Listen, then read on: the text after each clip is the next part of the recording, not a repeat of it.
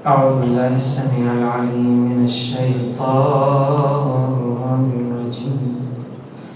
بسم الله الرحمن الرحيم. إنا أرسلناك بالحق بشيرا ونذيرا ولا تسأل عن أصحاب الجحيم. آمنا بالله صدق الله مولانا العلي العظيم. من الآية 119 سورة البقرة المباركة. حديثنا هذه الليلة نبدأه بتعزيتنا لمولانا الإمام صاحب العصر والزمان، فهو صاحب العزاء هذا اليوم هذه الليلة، بذكرى استشهاد والده الإمام الحسن العسكري سلام الله عليه وعلى آبائه الطاهرين. مقدمة للحديث قبل الدخول في محوره. هناك أصل تربوي يحتاجه المربون ويحتاجه الدعاة والمبلغون، وهو التبشير والإنذار، كما هو الحال في الثواب والعقاب. هذان من الأصول التي انتهجها الأنبياء والأوصياء طوال مدة بعثتهم وإمامتهم. فالتبشير لا يغني عن الإنذار ولا الإنذار يغني عن التبشير. هذا التلازم لا بد من وجوده معا من أجل تربية الإنسان وصياغته فكريا وروحيا. لذلك نلاحظ عندما يتغلب أحدهما على الآخر فإن ذلك يخلق حالة عدم الاتزان في شخصية الإنسان. فالتبشير إذا ترجح وتغلب على الإنذار صار هذا التبشير عاملا من عوامل الاطمئنان عند الإنسان بأنه لا عقاب على كل عمل يقوم به. وإذا كان هناك الإنذار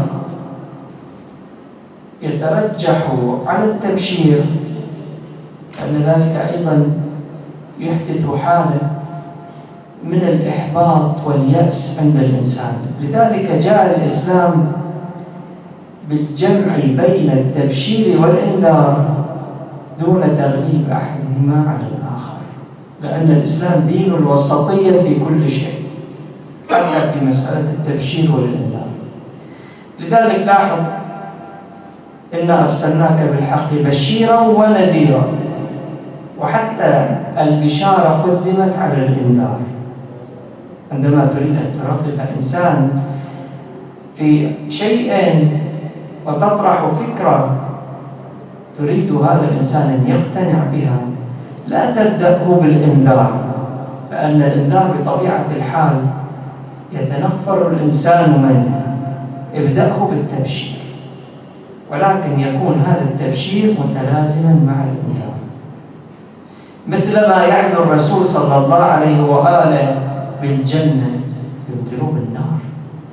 فالله سبحانه وتعالى يخاطب الرسول صلى الله عليه وآله: إنا أرسلناك بالحق بشيرا، يعني أنت يا رسول الله أنت بشير لمن آمن بك وبدعوتك وصدقك. أنت تبشره برضا الله عز وجل عنه وتبشره باستحقاقه دخول الجنة، أو على نحو الدقة بتفضل منه سبحانه وتعالى ليدخل هذا الإنسان الجنة. وأنت يا رسول الله أيضا لست مبشرا فقط، نذيرا لمن كفر بك وبدعوتك وكذبك. أنت تنذره بعقوبة منه سبحانه وبدخوله إلى النار والمستجاب له. ومن هذه البشارات التي بشر الرسول صلى الله عليه وآله بها هذه الأمة، بشرهم بأهل بيته وقرنهم بالقرآن: إني تارك فيكم الثقلين كتاب الله وعترة أهل بيته. هذه بشارة لأهل بيته، وحدد لهم أسماء بدءا بأمير المؤمنين سلام الله عليه وانتهاء بخاتم الأوصياء الإمام الحجة بن الحسن سلام الله عليه. لذلك تجد في كتب العامة: ألا أبشركم بالمهدي. كلمة بشارة موجودة في كتب العامة. الرسول صلى الله عليه وسلم بشر أمته بالإمام الحجة وحده الفداء. فليس في هذا القول أي بدعة، وليس فيه مبالغة ولا غلو. التبشير بالإمام المهدي هو ما أجمع عليه جميع المسلمين قاطبة. ف11 إماما بعد أمير المؤمنين سلام الله عليه حتى نصل إلى الإمام 11. عدد الأئمة 12. الإمام 11 هو الإمام الحسن العسكري سلام الله عليه، هو أيضا من بشارة الرسول صلى الله عليه وسلم لهذه الأمة. أيضا الرسول صلى الله عليه وآله لم يكتفي فقط بهذه البشارة. الرسول صلى الله عليه وآله كما قلنا أنه يبشر وينذر، بشرهم بأهل البيت، لكنه في جهة ثانية قال لهم: فلا تقدموهما فتهلكوا. عندك القرآن وعندك أهل البيت، لا تقصروا عنهم فتهلكوا. الرسول صلى الله عليه وآله: ولا تعلموهم فهم أعلم منكم. يعني أي تقصير من جانبكم تجاه أهل البيت سيؤدي إلى الهلاك، وأنتم لا تحتاجون إلى أن تعلموهم، هم معلمون ملهمون من الله سبحانه وتعالى. الإمام الحسن العسكري سلام الله عليه ابن الإمام الهادي من ناحية الأب، أو من ناحية الأم أمه اسمها سوسن وقيل سبيل لأنها سلت من الآفات، امرأة جليلة القدر، أم الإمام الحسن العسكري سلام الله عليه. وكانت هذه المرأة الجليلة العارفة العالمة مفزع الشيعة بعد استشهاد الإمام الحسن العسكري سلام الله عليه. يعني لها المرجعية، عندما يقال مفزع الشيعة يعني الشيعة يروحون يسألونه في أمور دينهم. وكانت تسمى بالجدة لأنها جدة من؟ الإمام الحجة روحي له الفداء. امرأة لها هذه المكانة، كانت مفزع الشيعة وملاذهم. فالإمام الحسن العسكري سلام الله عليه سار على هذا النهج الذي بدأه رسول الله صلى الله عليه وآله، والذي كان من قبل أيضا الأنبياء، وهو التبشير والإنذار. فكان يواجه سلام الله عليه، أي الإمام الحسن العسكري سلام الله عليه، يواجه في حياته الانحرافات التي أرادت إبعاد الناس عن خط الدين وليس خط الولاية فقط. فكان الإمام الحسن سلام الله عليه في حركته التبليغية كان ينظر إلى الساحة الإسلامية فوجد فيها فئات قد ضلت الطريق. من هذه الفئات من كان يرى بأن في القرآن تناقضا، ومن هذه الفئات من قالت بأن الإمامة تنقطع بعد الإمام الكاظم سلام الله عليه، ومن هذه الفئات من تجرأت على رب العزة والجلال وقالت بأن الله قد فوض خلق الدنيا للنبي صلى الله عليه وآله. ومن هذه الفئات من قالت بأن الله سبحانه وتعالى يختلط بالإنسان ويحل في الإنسان، وهي فرقة المتصوفة. فئات متعددة كان الإمام سلام الله عليه يتابعها عن كثب، وحتى عندما كان في سجون بني العباس لم يثنه ذلك عن قيامه بدوره التبليغي في التبشير والإنذار. الآن على نحو الاختصار، ماذا فعل الإمام الحسن العسكري سلام الله عليه عندما وجد في الساحة من يضل الناس عن طريق الحق ويبعدهم عن نهج الإسلام ودستوره الخالد وهو القرآن الكريم؟ التفت إلى أحد العلماء الفلاسفة وهو إسحاق الكندي، فيلسوف إسلامي، الرجل مو ملحد ولا الرجل كافر، مسلم، ولكنه أراد أن يعرف أمرا من خلال عقله فقط، على الرغم هذا العالم الجهل وهذه العقلية وهذا العطاء العلمي لهذا الرجل ليس قليلا يشار له بالبنان. ولكن التفت أيها المؤمن، عندما يريد الإنسان أن يكتفي فقط بعلمه وبما يدركه عقله دون الرجوع إلى أهل البيت فإنه لا يأمن على عقله من الانحراف، وهذا الذي حدث لهذا الرجل.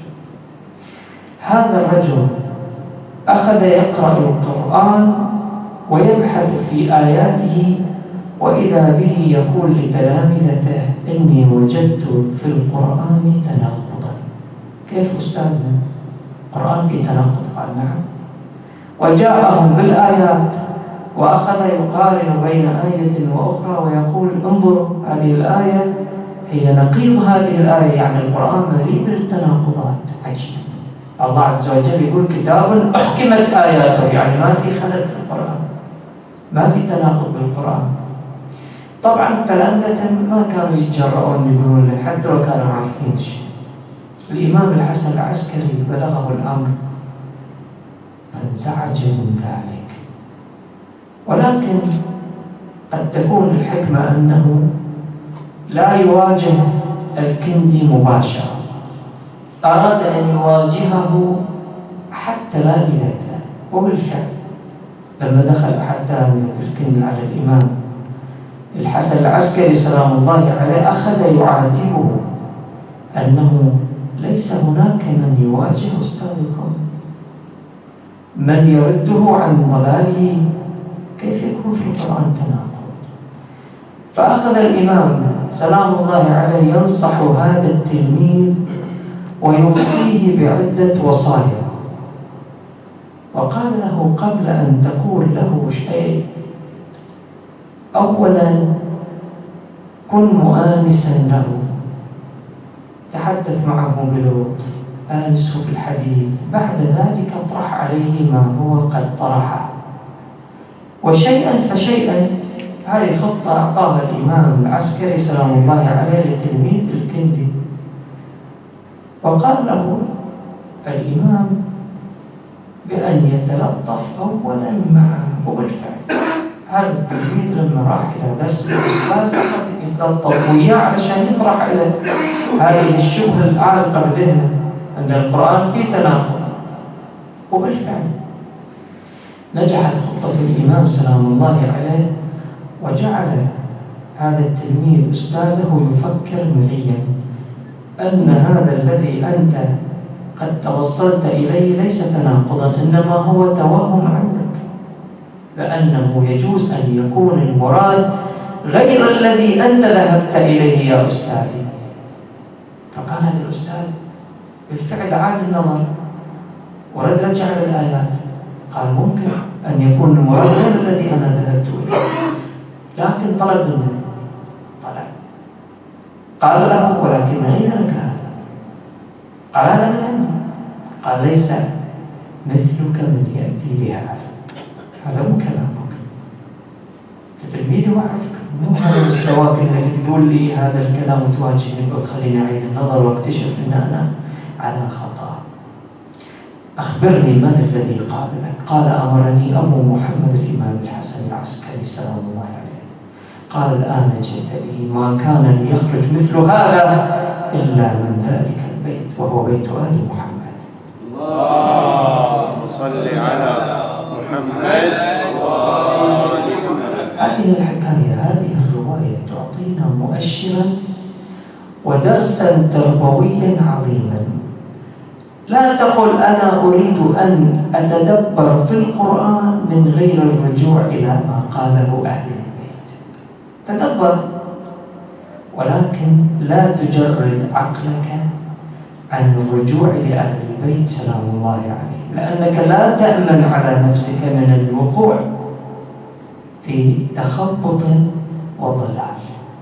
هذه فئة الإمام عالجها، ولذلك يقولون الكندي بعد أن عرف الحق بأنه لا تناقض في القرآن أمر بإحراق ما كان قد كتبه في تناقض القرآن، لأن ما في القرآن تناقض، هذا التناقض في ذهنك أنت أيها الكندي. أيضا واجه الإمام سلام الله عليه فئة واقفة، وكنا قد تحدثنا سابقا عنها في عصر الإمام الرضا سلام الله عليه. هذه الفئة حاربها الإمام الرضا سلام الله عليه في عصره، لأنها بدأت في عصره. الجماعة اللي كانوا من الموالين من شيعة أهل البيت كانوا في عصر الإمام الكاظم سلام الله عليه. بعد رحيل الإمام الكاظم سلام الله عليه توقفت عند الإمام ولم تقر بإمامة الإمام الرضا سلام الله عليه. حاربها الإمام، ولكن هذه الفئة الضالة بعد رحيل الإمام الرضا سلام الله عليه ظهرت أيضا في عصر الإمام الجواد، ظهرت في عصر الإمام الهادي، إلى أن جاء عصر الإمام الحسن العسكري سلام الله عليه. هذه الفئة ما انتهت، لكن لعلها كانت تحتضر في عصر الإمام الحسن العسكري سلام الله عليه. في عصر الإمام الحسن العسكري سلام الله عليه واجه هذه الفرقة الضالة، فكان الإمام يتصدى لها. كذلك الإمام الحسن العسكري سلام الله عليه واجه فئة المفوضة. المفوضة فئة مشركة بالله، شاءت أم أبت هي مشركة، لأنهم قالوا بأن الله سبحانه وتعالى بعد أن خلق النبي صلى الله عليه وآله فوض إليه خلق الدنيا، وبعد المصطفى صلى الله عليه وآله فوض الأمر لأمير المؤمنين لأن يخلق، بعد ذلك فوض للإمام الحسن، وهكذا. هذه فرقة المفوضة باسمها. هذه المفوضة جاءت، وكان في ذلك العصر العقول مستعدة في كل عصر من عصور الأئمة، لأن هناك تيارات منحرفة تجتذب هذه الفئة التي لم تعرف من أمور دينها شيء، فكانوا يصدقون بأن هذا هو الحق. لا يلتبس عليك أيها المؤمن الموالي فيما تقرأه في الزيارة الجامعة ومفوض في ذلك كله إليكم، أو مفوض الأمر إليكم، تقرأها بالزيارة الجامعة، قد يحدث تشويش في ذهنك، تقول شلونك وإحنا نقول لأهل البيت إن إحنا نفوض إليكم أمورنا، أو مفوض في ذلك إليكم. نقول له بعد أنت تقول بعد في القرآن وفوض أمره إلى الله. فهل هذه الآية وهل هذه ما ذكرت في الزيارة الجامعة تشمل اللي حاربهم الإمام الحسن العسكري سلام الله عليه؟ التفتوا لها.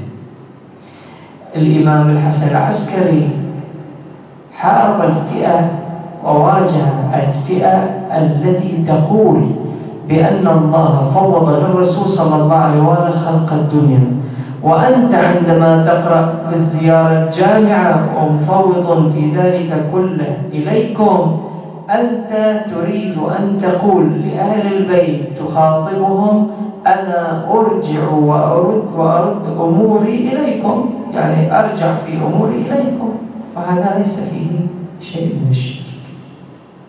وأفوض أمري إلى الله نفس المعنى، يعني أرجع أمري إلى الله، مو معناته اللي حاربهم الإمام سلام الله عليه. أيضا الإمام سلام الله عليه واجه فئة المتصوفة. المتصوفة قد يقول قائل هؤلاء عباد، هؤلاء زهاد، هؤلاء مؤمنون، صح كلامك، فيهم من الزهد ما نختلف احنا عليه، لكن ليس عندهم توحيد. عجيب، ما عندهم توحيد. كيف ما عندهم توحيد؟ كنت تشوفهم احيانا يصرخون الله حي الله حي، مش كده؟ كيف ما عندهم توحيد؟ هذين عندهم عقائد باطلة. الإمام الحسن العسكري سلام الله عليه وبقية الأئمة، هذا مو بس في عصر الإمام الحسن العسكري سلام الله عليه، في عصور بقية الأئمة أيضا ظهروا. ليش حاربوهم الأئمة؟ الأئمة ما حاربوهم إلا عندما وجدوا في عقائدهم ضلال وفساد وشرك. عندهم من عقائدهم أن المولى سبحانه وتعالى حاشا لله يتحد بهم أو يحل في أحدهم، هذا عندهم هذه العقيدة، إلى جانب أنهم بعيدون عن خط أهل البيت. اجي التوحيد عندهم باطل، اجي إلى الولاية ما كانتهم لأهل البيت سلام الله عليه. ولعل هناك من يشتبه في حياتهم شخصياتهم بأنهم عندهم احترام ومحبة لأهل البيت سلام الله عليه. هم لا يبغضون أهل البيت. إذا قلنا بأنهم يحبون أهل البيت سلام الله عليهم، الحب وحده لا يكفي من غير الاتباع. فعلى كل كان الإمام سلام الله عليه يواجههم بهذه الآية: بل عباد مكرمون لا يسبقونه بالقول وهم بأمره يعملون. يعني انظروا إلى أهل البيت، انظروا إلى المولى سبحانه وتعالى، لا تجعلوا عقيدتكم تنحو هذا النحو من هذا الفساد. الإمام الحسن العسكري سلام الله عليه لم يثنه السجن ولا الرقابة من السلطات العباسية عن دوره وقيامه بدوره التبليغي في التبشير والإنذار، حتى في أقصى الظروف التي مر بها سلام الله عليه، وهي وجوده في السجن. كان وجوده كوجود الصديق يوسف سلام الله عليه، كان داعيا إلى الله سبحانه وتعالى، كان مبشرا، كان نذيرا وهو في سجنه. لذلك كان له الأثر البالغ في حياة السجانين والمسجونين، كانوا يهتدون على يديه. فهذا الأمر أقلق السلطة العباسية، فصاروا ينقلونه من سجن لآخر، وكلما أودعوه سجنا كانوا يؤملون بأن هذا السجن سيكون فيه نهايته، ولكنهم يتفاجؤون بأن الذي دبروا له يأتي بخلاف ما رغبوا فيه.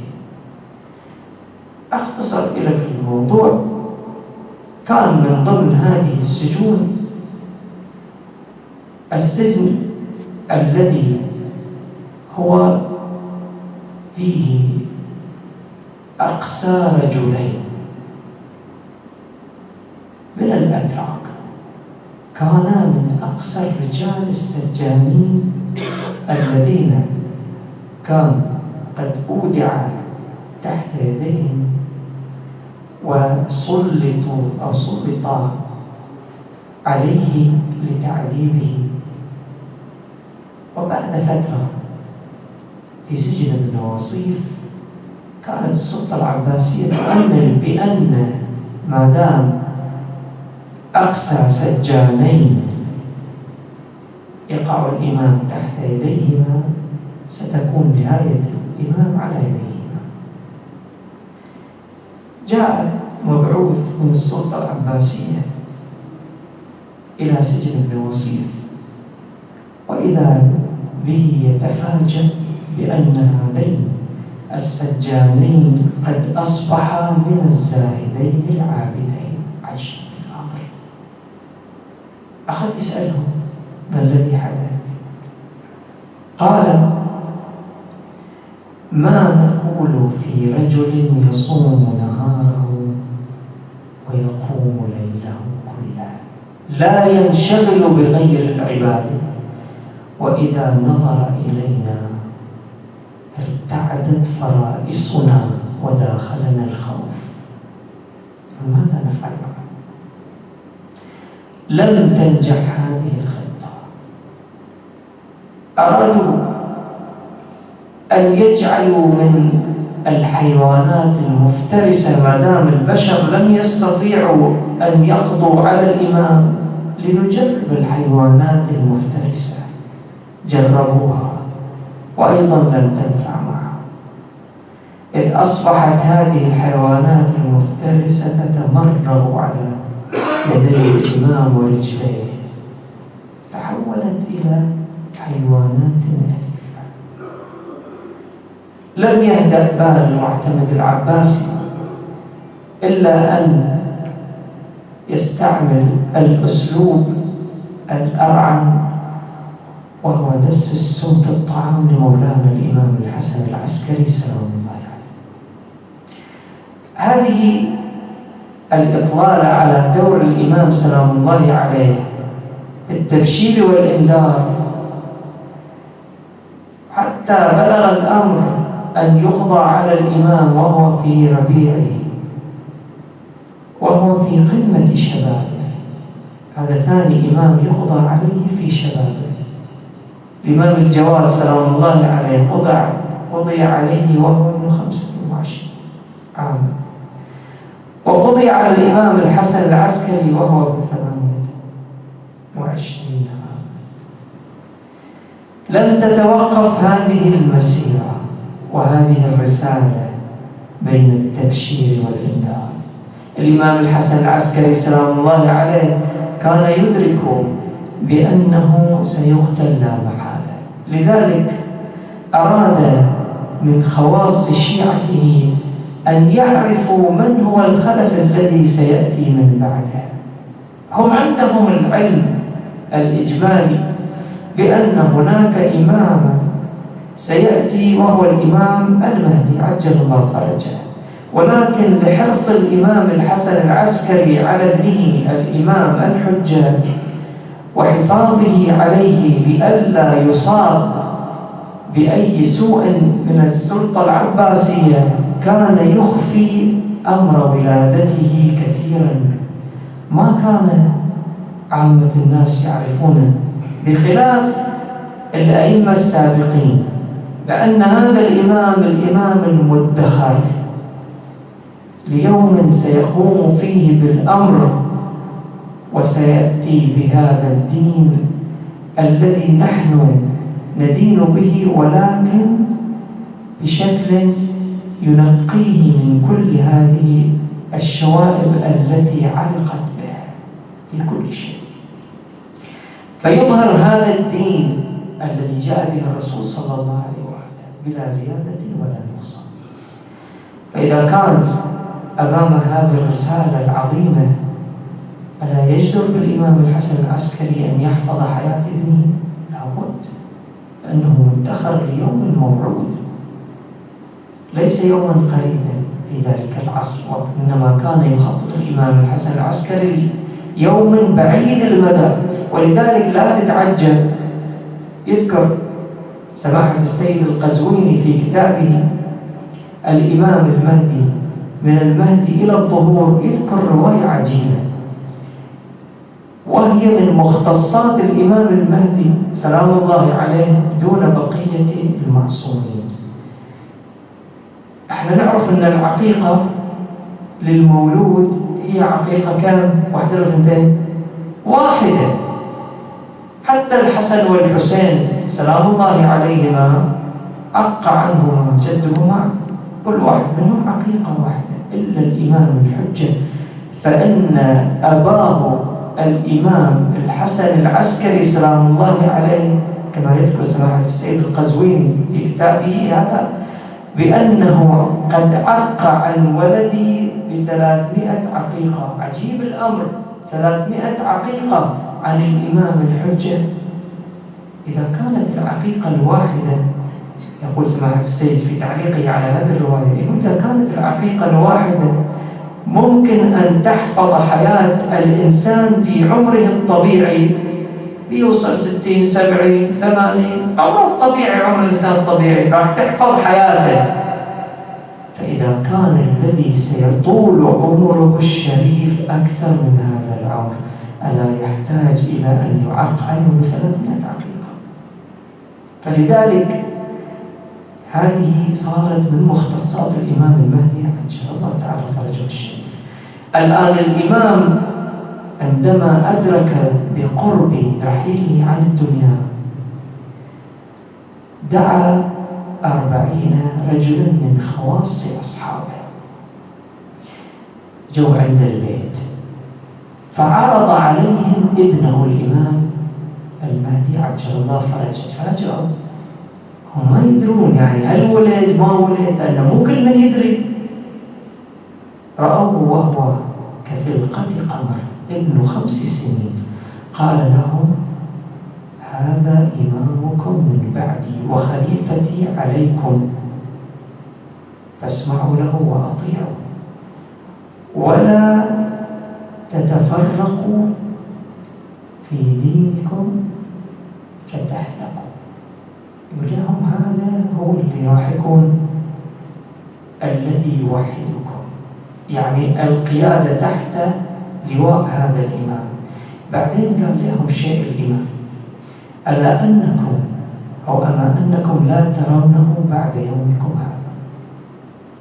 الإمام رواهم إياه وقال لهم راح يغيب، طبعا الغيبة الصغرى. هم هؤلاء يقولون فخرجنا من عند الإمام فما مضت سوى أيام قلائل حتى مضى أبو محمد الإمام الحسن العسكري، يعني استشهد الإمام، يعني قبل شهادته جاء بدل 40 رجل حتى يقيم الحجة عليه، وحتى هم يقيمون الحجة على الذي ينكر وجود الإمام، لأن هناك من قال ما في إمام، هم قالوا له ما قالوا كذا. الآن أعطني دقيقة وأختم إياك الحديث. الإمام الحسن العسكري سلام الله عليه استشهد في يوم 8، هذا اليوم يوم 8